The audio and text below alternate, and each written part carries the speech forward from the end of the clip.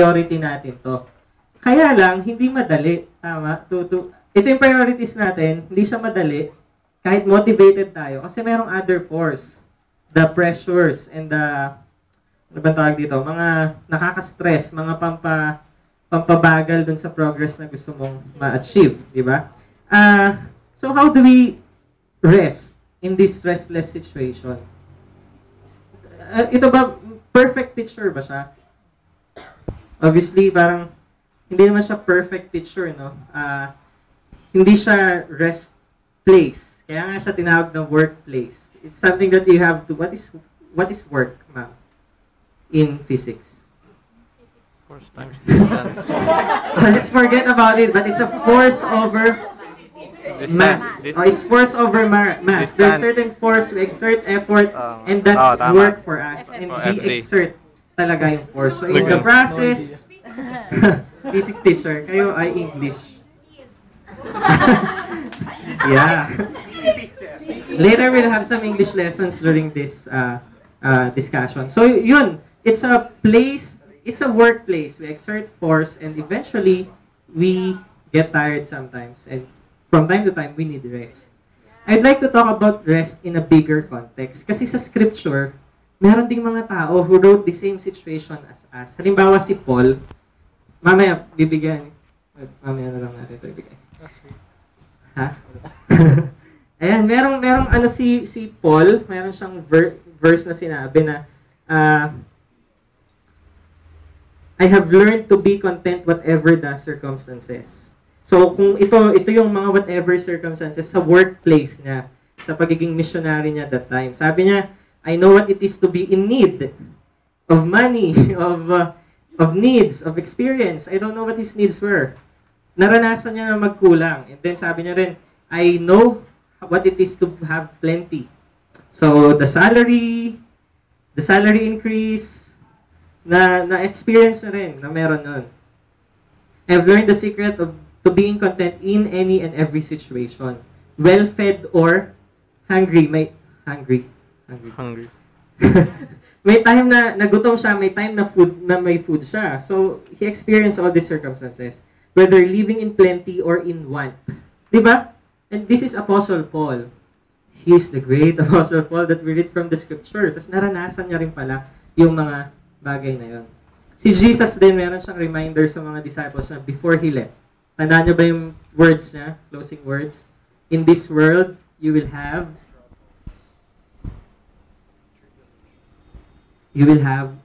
troubles. Ito yung gusto kong i-welcome kayo to the planet Earth. Kasi we all are, kahit ano ba, mag-strive dahil tayo ay nasa Pilipinas, though I do not lose hope naman sa Philippines, nalilimit tayo compared sa kung nasa, let's say, nasa isang progressive country tayo, di ba? So how much more yung mga Christians sa Uganda, for example, they have troubles there too. Iba nga lang sa version na meron tayo. So these things from the scripture show us that the workplace or the world place or whatever place in the world, medyo, hindi naman natin i-desire, pero medyo wag na tayong masurpresa kung merong mga pressure na nakaka-drain ng ating strength. The question now is, how do we find stress? How do we find more stress? How do we find rest amidst this situation? Sige, I would like to lead you, ililid ko na yung sagot. Kanino tayo nakakakuha ng rest? Yan. It's a leading question, di ba, sa Diyos, sa iba sa atin, kay God. Yan. So, kay God tayo nakakakuha ng rest. Let's just have a little game and let's get to know this person in whom na sinasabi natin, may rest naman ako kay God. Tama? Nasasabi ba natin yon? Yung parang pagka-uwi natin sa trabaho, ay Diyos ko po. Yun yung mga pagod na. Pag naman, pagkasweldo, oh God, thank you. So something like that. Pero we express it to God because we find rest in Him. What are the characteristics of God that we can trust Him? Sige, I need volunteers. I will volunteer you, ate. Sige, sino gusto mag-volunteer? Elmer daw po. Ano ba gagawin? Oh, sige, tawagin natin si Yes Lord. Yes, Hindi talaga ako makantang tao, pero thank you for that opportunity too. Sige, Kuya Elmer. Ay, Elmer. Magsing edad tayo, tama? Yes. Okay, three more. More people. Sige, pili ka na lang. Laling. Parang ano lang to. Parang mawawi lang. Ay. Tara na. Laling. At si Christian. Ayan. Christian, yes. Kasama ka kanina. Saka si Gloria. Alright. I asked her what she feels with her name. Proud naman daw siya na Gloria yung name niya. Sige. And last one, Levi. Sige, come. Sige. Dito kayo, fall in line tayo. This is the workplace, but we have a God who offers rest. Let's get to know who this God is. Kasi, di ba kapag meron nag-offer sa atin ng something, tapos hindi natin siya kilala, medyo skeptical tayo. May sabi nga sa akin, check mo muna kung totoong church yan, ha? Baka scam yan sa Facebook. Biro lang. Pero, I trusted him kasi I knew him for a short time at least, no? So, kilalanin lang natin si God base sa pagkakilala natin sa mga narinig natin sa Kanya. This is the instruction. Ipapasa ko lang yung mic. Magsasabi sila ng attribute or ng characteristic ni God. Tapos, bawal maulit. Pag naulit o kaya natagalan ng 5 seconds, magpupush up. Ay, hindi. Upo na lang. Okay? Sige, 1, 2, 3, go! Ay, sige. I need someone to write pala. Ay, sulat natin. Manila paper na lang. Ay, sorry. Okay, para lang makita natin mamaya. Sige, mabilis naman yan. 1, 2, 3. Bawal maulit. Bawal magtagal. Go. Dito tayo sa kabila mag-start. Okay, Sample. ako muna. Okay. Ako muna. God is love. Omnipresent. Holy.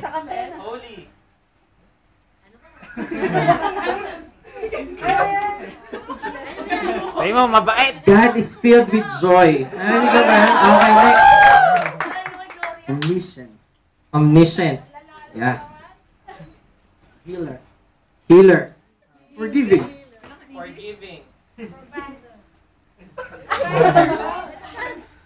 Full of joy. Okay, filled with joy ulit na Sorry, Gloria. Okay lang yun. Sige, thank you. Next. Provider. Omnipotent. Nasabi na ba yung omnipotent? Diba? Powerful. Omnipotent is powerful. all powerful. Yeah. Okay. Walang consolation Supplier. Supplier is provider. Okay. Sige, so we have a winner, Christian. Thank you. Ayan, ang bilis na tapos ng game. Pero let's see what the words na lumabas sa ating mga characteristic ni God na tinatrust natin. Omnipresent, holy, filled with joy, omniscient, healer, forgiving, provider, and omnipotent. Sino gusto magdagdag? Caring, loving, ano pa? Gracious. Glorious. Kanta na ata to. Immutable. Sovereign, comforter, deliverer. What is immutable? Unchanging. Never changing. What else? Ano? Hagable. God is... sino nga yung pastor nyo dito? Pakikausap nila. Yeah, so God is... figuratively, what else? Have you heard of the saying that God is... J-U-S-T? Just. God is just. Ano ba? Understanding. He's our best friend. May kanta nga nun. Yung sa As the Deer, you are my friend, and yet you are my brother, and yet you are a king. Di ba? At the same time, he's also our king. So I just want to pick up those few characteristics ni God. Kasi, tingnan muna natin how... It's alright. Ayan. Tingnan muna natin paano magre-reconcile ng mga attributes ni God. Sabi natin, He's unchanging. Kung ano siya, yun siya. Hindi siya nagbabago, di ba? nung pinagawa ko to sa iba, yun yung mga lumabas na medyo seemingly, at sa perception ko rin, contradicting characteristics ni God. I want to share this. I know, may idea na rin kayo sa sa grace messages, quote-unquote, na yan. Tapos, naririnig na rin natin. So, let's see how we can share it din naman sa iba. So, one of the things that I hear about God is that He is just, pero He is also forgiving. So, medyo, kung sa unang pagtingin, akala ko ba siya, just siya, so mapagparusa siya sa kasalanan. But at the same time, He's also forgiving, magpo-forgive siya. I grew up with two kinds of mentalities, paano ma-reconcile yun. Kasi sabi ko, Lord, paano ka ba just, paano ka rin forgiving? Naisip ko noon, yung idea ng the switch mentality. So parang ganito yun. May switch ba tayong malapit? Ayan. So, akala ko dati, itong side na to of the switch, yan yung forgiving attribute ni God. So, pag naka-on ang forgiving attribute, naka-off ang justice. Tapos pag naman naka-ganon, anong mode si God? Just mode, tapos hindi siya forgiving. Ganon yung akala ko dati, kaya ganito. May magagawa akong kasalanan, at the moment, walang nangyari sa akin. Hindi ako naparusahan ni God. Thank you, Lord, na forgive mo ako sa ngayon. The next day, I committed the same sin. At may trouble na nangyari sa akin. So, anong naging conclusion ko? Hala, naka-just mode si God ngayon. Ang malas ko naman. At ako pa yung naparusahan today. So, I thought, ganun si God. Tapos naisip ko, some Christians, dahil ganun din ako, naisip ko naman, thermometer mentality. Merong certain degree na, let's say, ito yung thermometer hanggang dito. To this degree, pababa, yun yung forgiving siya. Gracious. So, naka-isang kasalanan, forgiving pa ako. Ulitin mo pa? Forgiving pa rin ako. Ulitin mo pa? Forgiving pa rin. Isa pang gawa, forgiving. And na-reach mo na yung limit ng kanyang forgiveness. So, ano nang gagawin niya? Sumasobra na anak, paparusahan na kita. Na-reach mo na yung pagiging just God ko. So, yun yung isang mentality rin noon. Until I found a way na meron palang meeting point kung paano ma-reconcile itong characteristic na to ni God. At sige, pamigay ko na.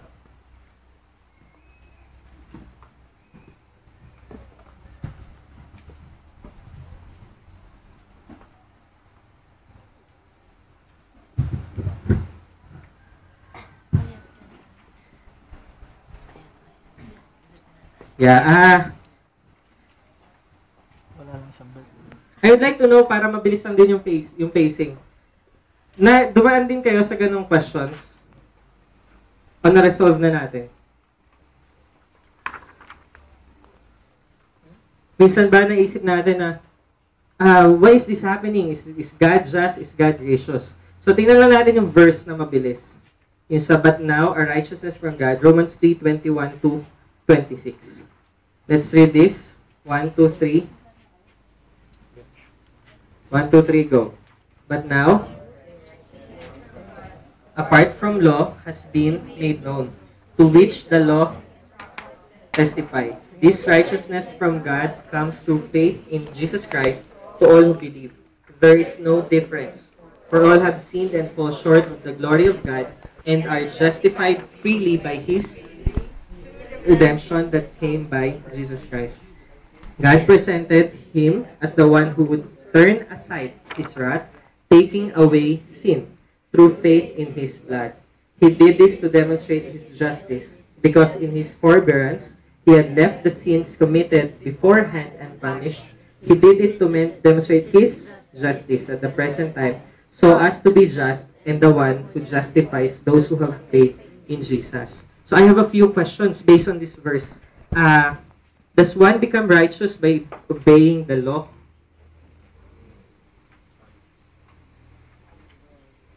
Nagiging righteous daw ba tayo by obeying the law? Susundin ko mga utos ni God, therefore I become righteous. Sabi dyan, a righteousness apart from the law.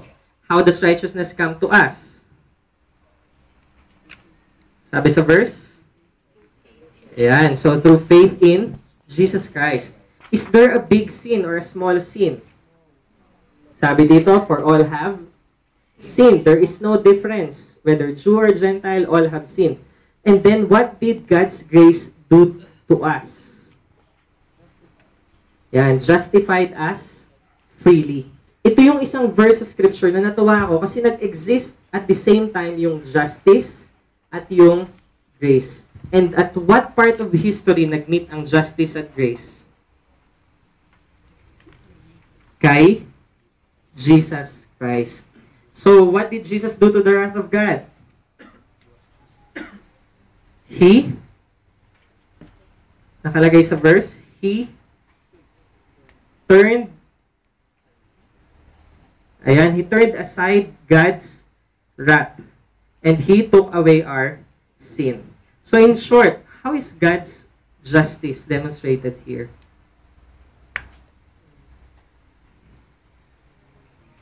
Dinemonstrate ni God ang justice niya kay Jesus Christ. So yun, nung makita ko tong verse na to, lagi kong dinadaanan ng Romans 3, pero alam ko lang, Romans 3:23, all have sinned and fall short of the glory of God.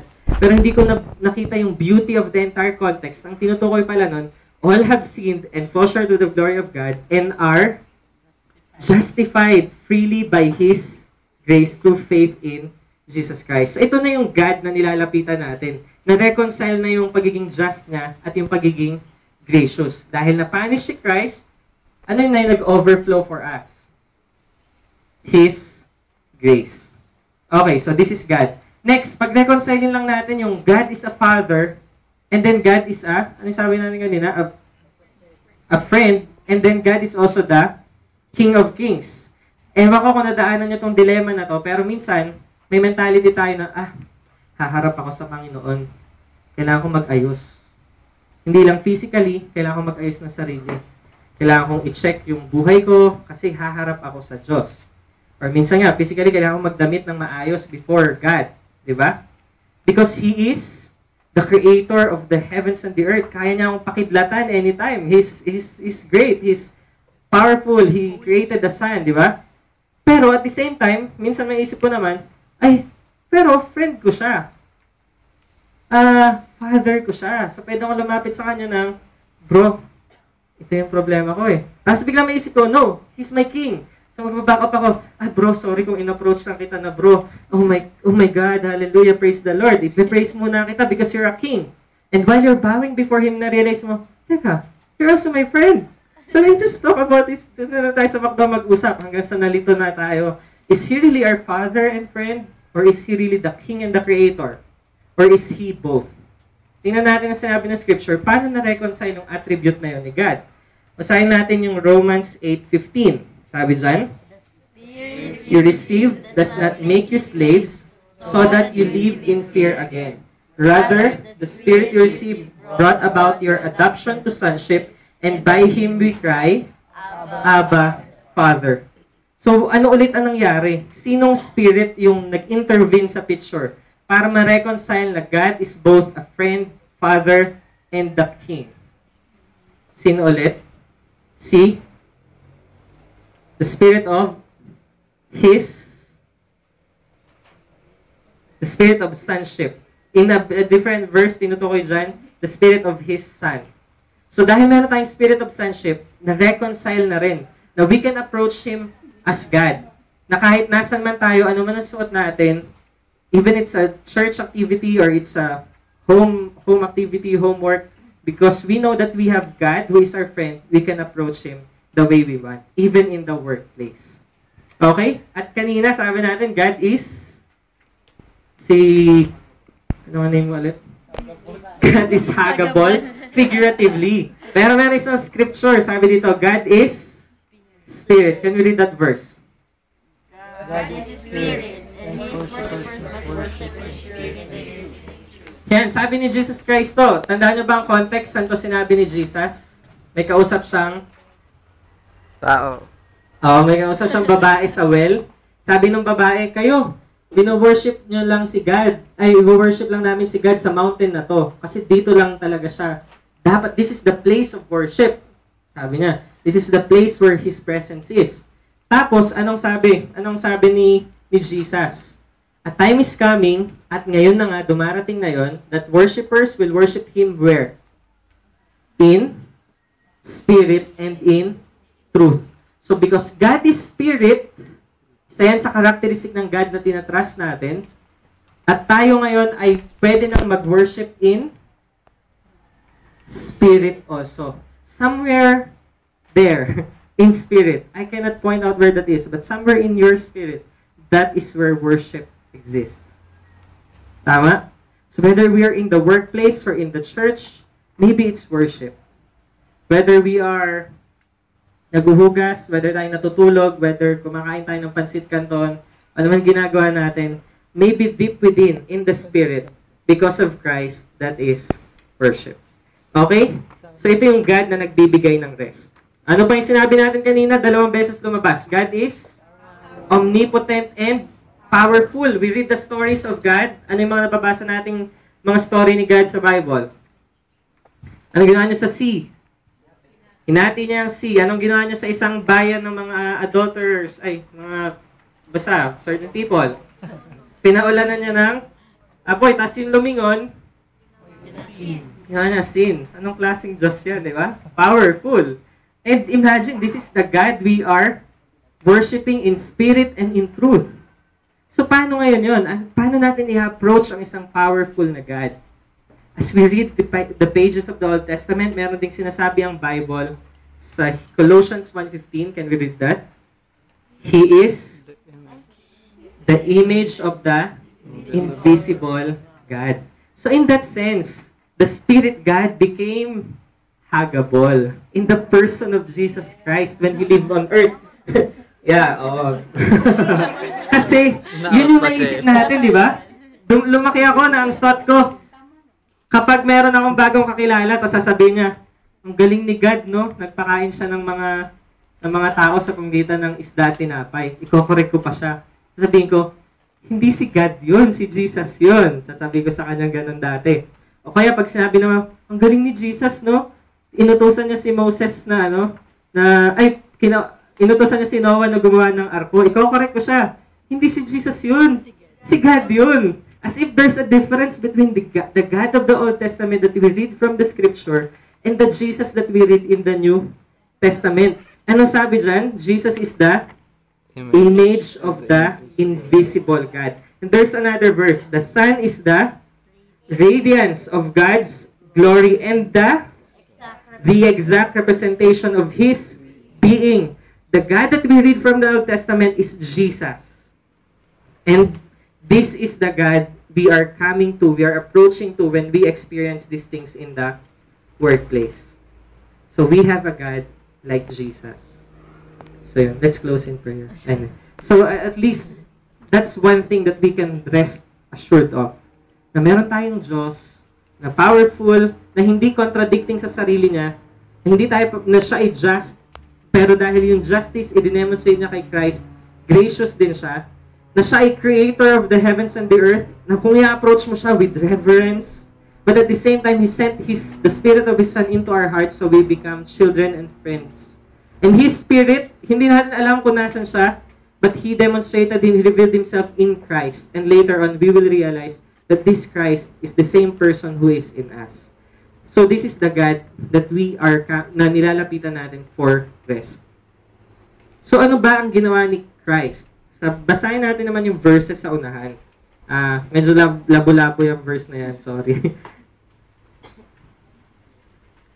Maybe that is why Jesus had an invitation.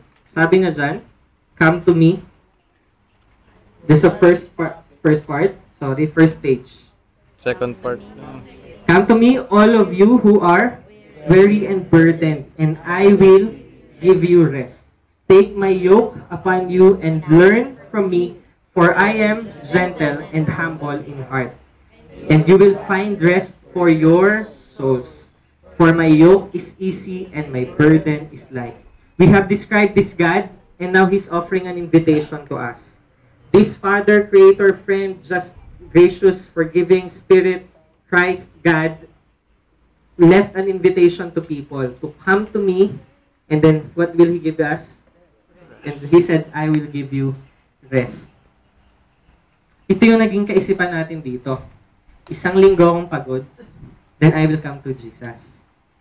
Friday, I come to Jesus and I find rest. The whole week, napagod ulit ako.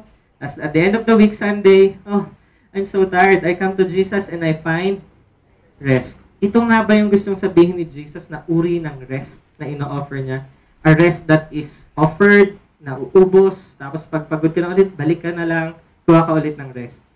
Another speech na sinabi niya, representing the same offer. Ito naman, sabi niya, John 6:35, then Jesus declared, I am the bread of life. Whoever comes to me will never go hungry. And whoever believes in me will never be thirsty. So, ano ibig sabihin pala nun? When we come to Jesus, what do we find? Yeah. May snacks daw mamaya. But we find rest. And what kind of rest? A rest that satisfies. Sometimes we pray to God, I'm not satisfied. Lord, I'm not satisfied. And then Jesus will reply, you have come to me already, anak. I am the bread and you are satisfied. No, Lord, I am not satisfied. I am in you. You are satisfied. I am tired, Lord. I am tired of doing these things. Bakit ka kasi nagpapakapagod in your emotions? When the truth is, ano sabi niya? You have come to me and I already gave you rest. Let's take the word yoke.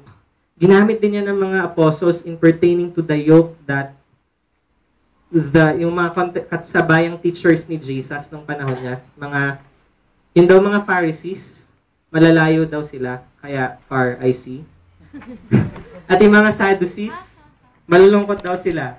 Sad, you see?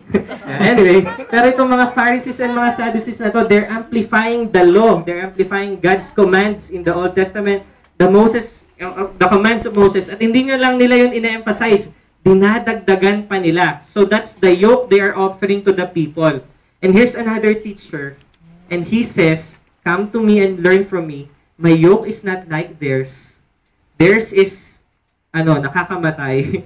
At hindi mo kayang dalhin, but mine is easy and light. Learn from me. And maybe, when we became Christians, that's the moment that we have come to Jesus and we have found, perfect tense, God's rest. So what is this that we are experiencing? Ano tong feeling ko, I need to work out something? Ano tong feeling ko that I'm thirsty for more? Ano yung feeling ko that I'm hungry for more? Maybe that's your, feeling.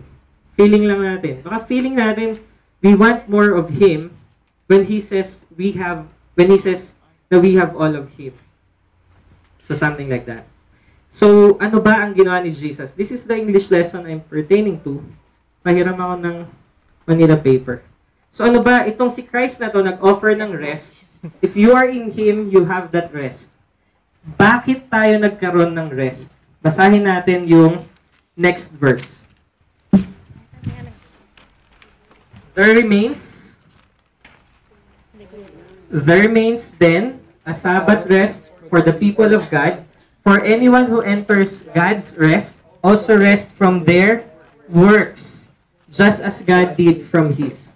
Let us therefore make every effort to enter that rest, so that no one will perish by following their example of disobedience. Ang ganda ng Hebrews kasi pinaliwanag niya yung konteksto kung bakit may Old Testament. Ipinoint niya yun kay Christ. And even yung Sabbath, ginamit niya yung analogy to present na merong rest na ino-offer si God. And even si Christ, ginawa niyang example ng isang priest. Nung Old Testament, ang ginagawa ng priest, pumapasok sa temple, naglilinis ng kasalanan. Tapos, may isang bagay na wala sa temple. Walang chair. At bawal kasing maupo ang priest. Kasi, for some reason, hindi ko rin kasi hindi rin ako nabuhay ng panahon na yun. For some reason, bawal silang maupo. Pero sa Hebrews, dinescribe si Jesus as a priest who is, sarap, who is seated. So, seated si Christ in the book of the Hebrews, emphasizing na He is resting. Kasi pag naupo na yung priest, ibig sabihin, tapos na yung work niya. Pero hindi, year after year, week after week, day after day, kailangan nilang mag-offer ng something. but Jesus is seated. What does that show? There is rest already. This is the rest God is inviting us to. At ano ngayon yung work natin? Talaga, we rest from our works. Sabi ni Jesus, John 6:28-29. Can we read that verse again? And the next verse, then, what must we do to do the works God requires? Jesus answered, the work of God is this, to believe in the one He has sent. So, the works, English teacher, simple lang to, no? Plural at singular. Ano yung question kay Jesus? We want to do works of the Father. Tell us the works of the Father. Ano sabi lang ni Jesus?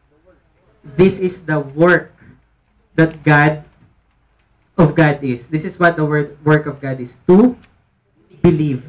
And what do we believe in? In the rest that we believe and rest dun sa work na ginawa ni Jesus Christ at the cross. Now, I want to elaborate kung ano yung nangyari sa work ni Christ at the cross. Okay lang ba? Pwede tayong tumigil anytime tapos mag-close in prayer kasi medyo mahaba talaga tong verses na to. Pero what we are showing this is the world we are in.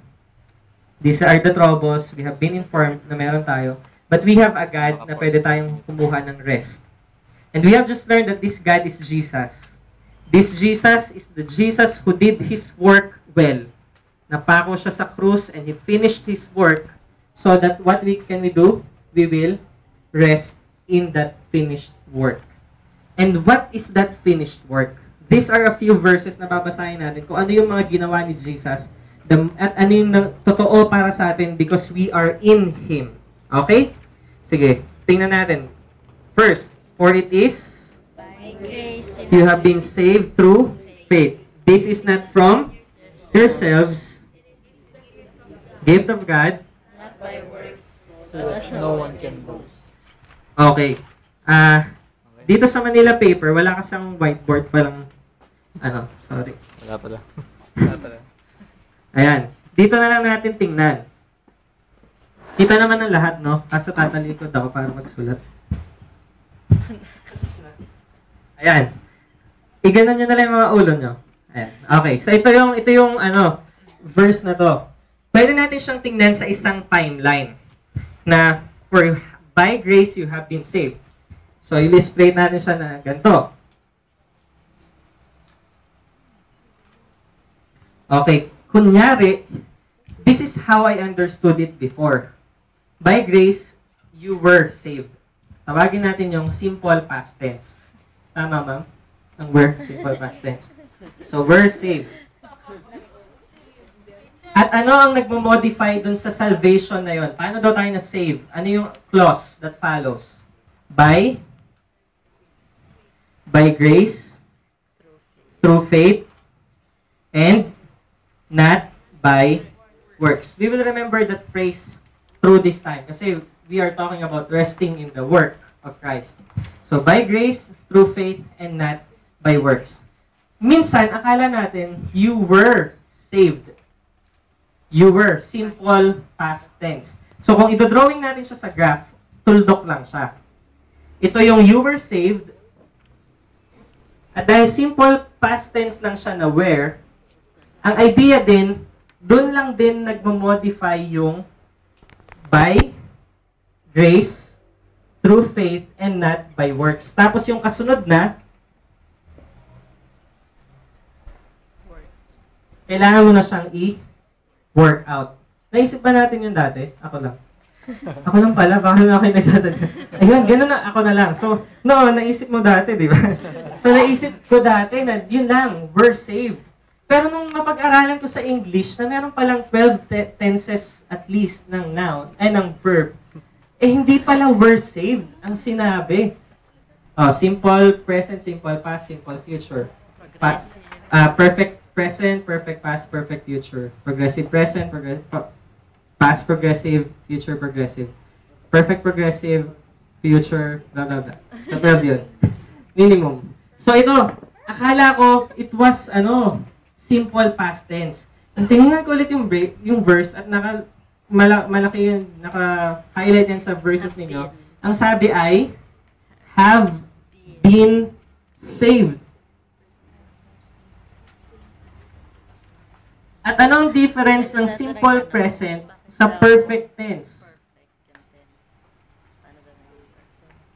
First of all, what is clear, yung voice ng verb niya ay passive. Tanda pa ba natin? Ma'am, ano nga po passive voice?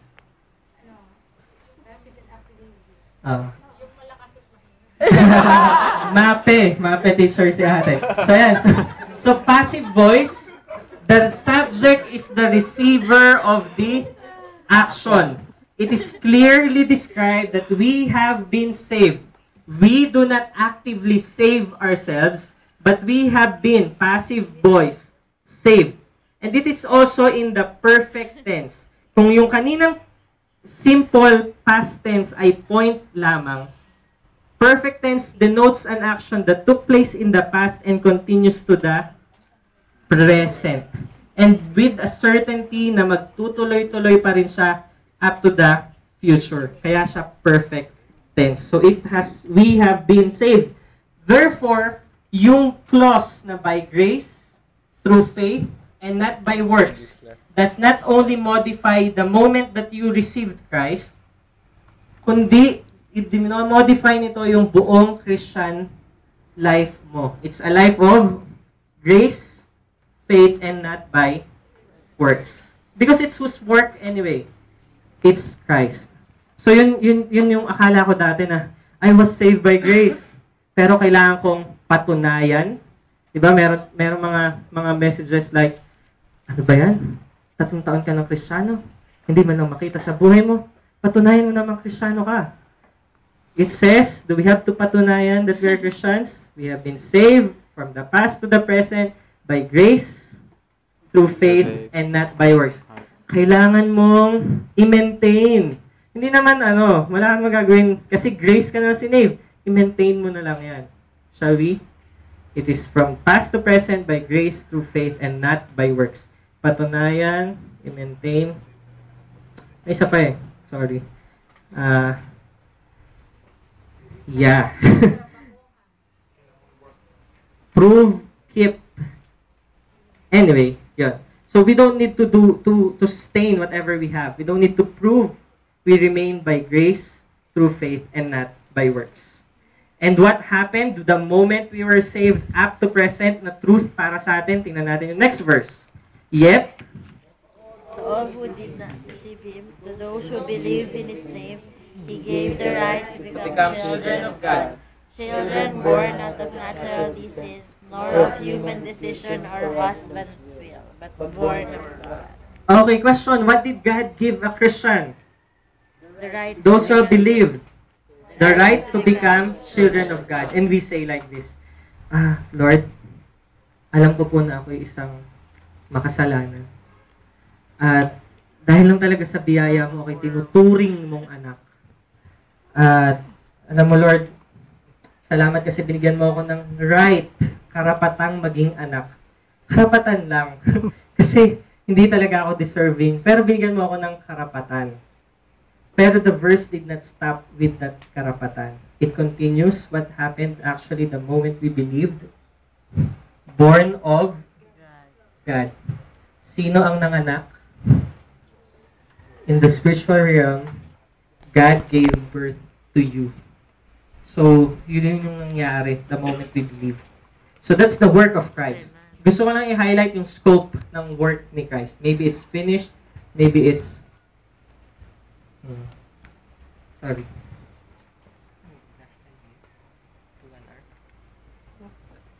Okay. Thank you. Sige. Next. Now, basahin natin yung verse. Ganito na lang gawin natin. Let's read the verse quickly para makita lang natin yung scope ng work ni Christ. And then let's answer the questions na ipopose ko. Okay? Now, it is God who makes both us and you stand firm in Christ. He anointed us, set His seal of ownership on us, and put His Spirit in our hearts as a deposit, guaranteeing what is to come. Who owns you? Sabi dyan. He set His seal of ownership on us. Di ba pag meron tayong mga property, nilalabelan natin, minsan sa t-shirt, kaya hindi nyo maibenta sa ukay-ukay kasi sinulatan ng pentel pen. O kaya tinatawag kayo sa supermarket kasi nandun yung name nyo. Na-experience ba yun? Sa bayan lang namin ata ginagawa. So your names are written there. Kasi that's yours. And God did the same thing. He put a seal on you, a seal of ownership. So who owns us? In Christ, God owns us. And meron siyang binanggit na word. What did He do to us? He do to us? He anointed us. Past tense. In simple term, anointing means, sinong graduate dito ng ATS? Anointing means to separate, to consecrate for His purpose. And He has anointed those who are good in worship leading. Yes naman kayo. No. Sabi dyan, He has anointed those who can preach well. He has anointed all of us who are in Christ.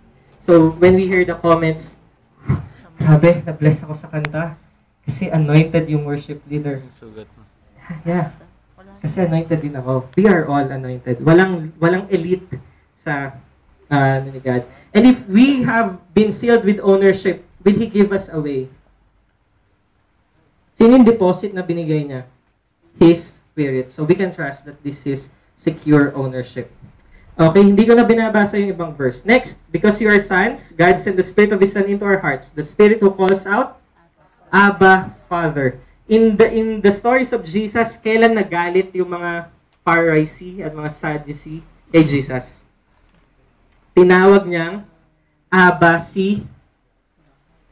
Before I mention the name, kailangan ko munang maligo. That's their principle. Before mentioning the name of His holy name, Yahweh.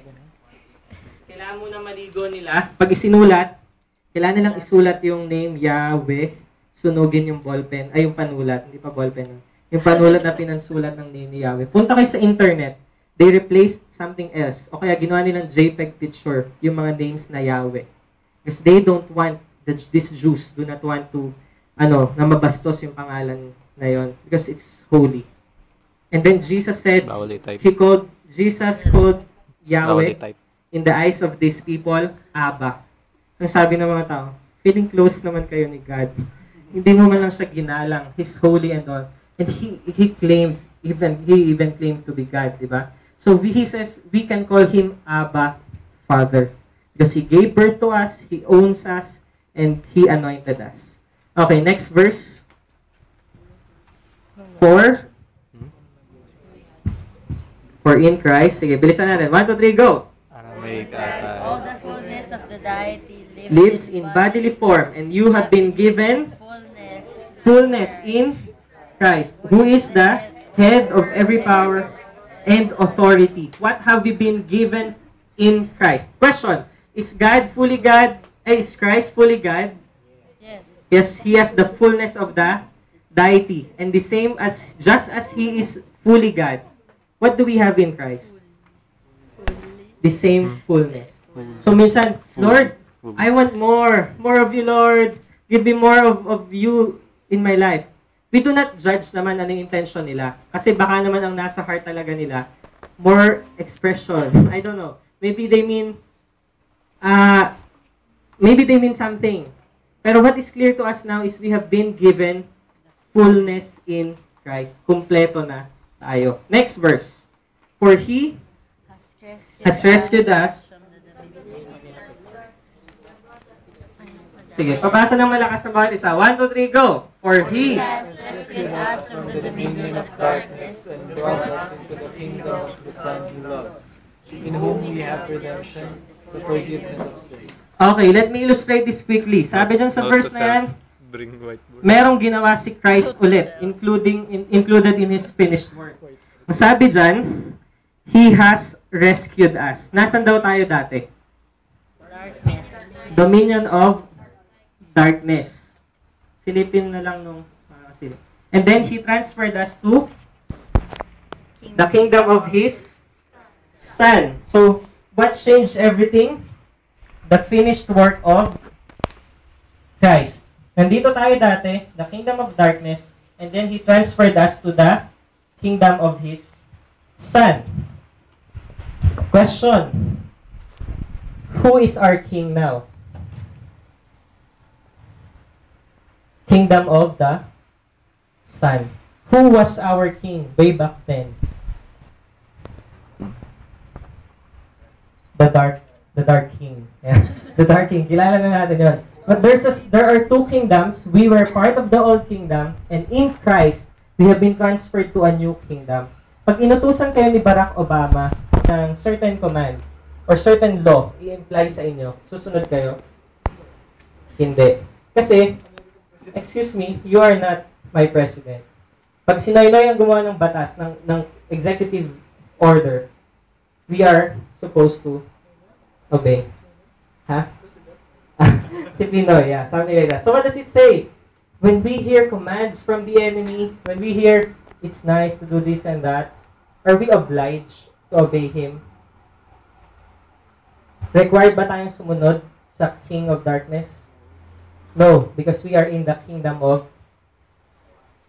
the Son.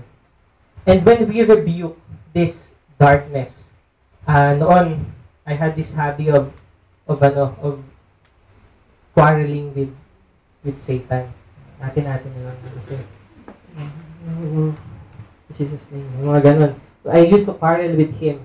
Then I realized that I am victorious in Christ. That the person I'm quarreling with is in another kingdom, and I am safe in the kingdom of light. I do not need to mind losers, because I am victorious in Christ. At wala siyang karapatan sa akin. He's not my king.